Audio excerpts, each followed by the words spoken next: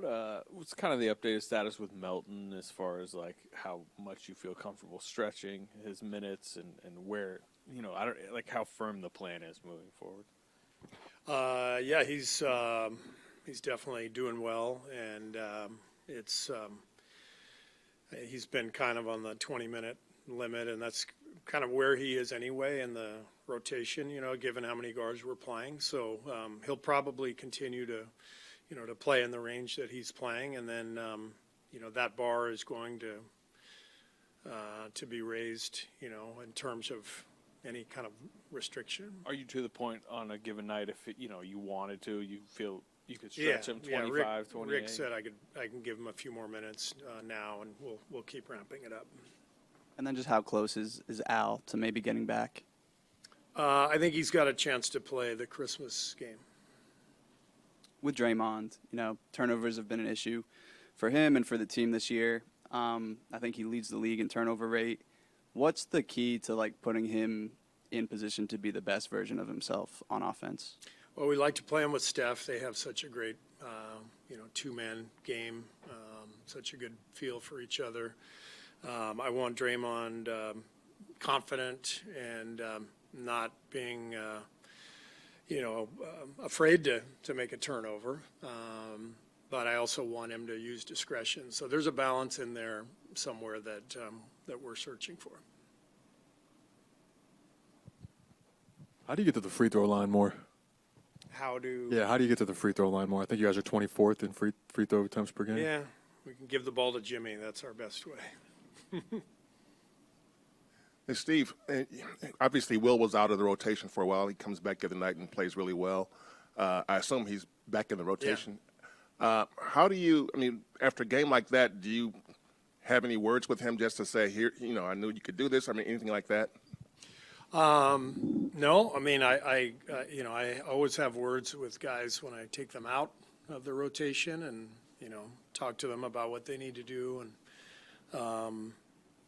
And so we had a discussion a couple weeks ago, and I don't know how many games he didn't play, maybe 3 or 4, but I talked to him before last game, and I just said, be ready to go tonight. You'll be back out there. And what I love is when a guy just seizes the opportunity when it's presented. Think about Pat on the road trip a couple of weeks ago, Will the other night. This league is competitive. There's a lot of people out there looking for jobs, and so when you get your moment, you got to grab it. And I love that the other night. Will was great. Hey, Steve. A lot of players and coaches around the league are sort of talking about consistency when it comes to the officiating. Sort of wondering where you're at with some of that stuff.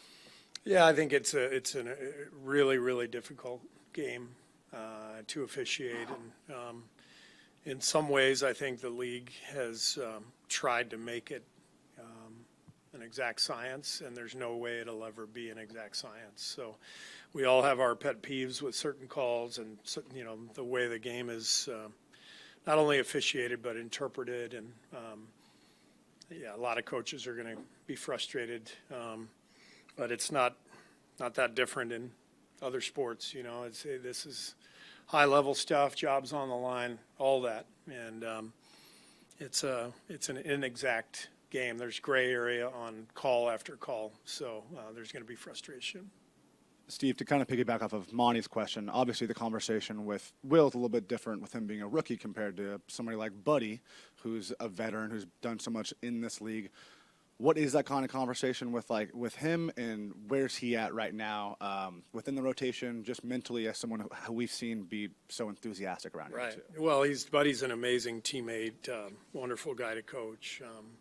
Everybody roots for him, and he's helped us win a lot of important games. And Game 7 of the Houston series, no way we win without 33 points from him, and so we know what he's capable of. But given that we're struggling, we're below 500. There are no roles. It reminds me when I played with Jeff Turner in Orlando in 1992, and we were 500, and Jeff was a vet, and he said there's no such thing as a role player on a bad team.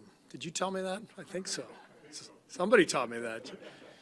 But it's true, when you're struggling, it's really hard to find a role if you're a role player. When you're winning, everybody's, in a good spot.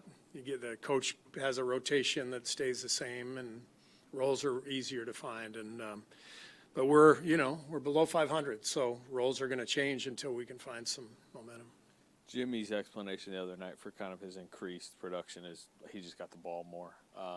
Where are you at on striking the balance of just, and how simple is it just get him the ball more? I agree. Yeah, get him the ball, and he's been great. And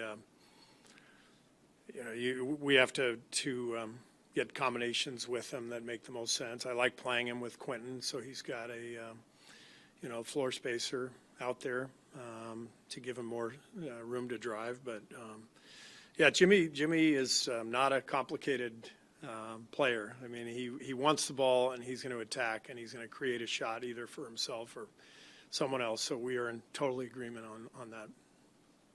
You've talked over time about poise and how this group can be pretty even keel. After Draymond was ejected, it seemed like they found another level of play. Mm-hmm. Is that did you see that, and did this group just sort of say, okay, we'll be unfazed by Dylan Brooks or these two back-to-back games? We have a lot of depth, and that's, I just said, it's hard to find roles when you're losing, and it's true. But when you have a lot of depth, they can't wait to show what they can do.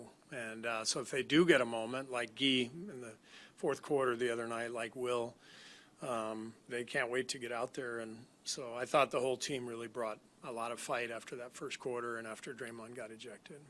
When you look back at that putback Will had right before halftime, I mean, a play like that, can that kind of do a lot even, momentum-wise? Big play, and, the foul on Brooks on Melton, to end the half was it turns out to be a 4-point play, so it was a big deal. Thanks.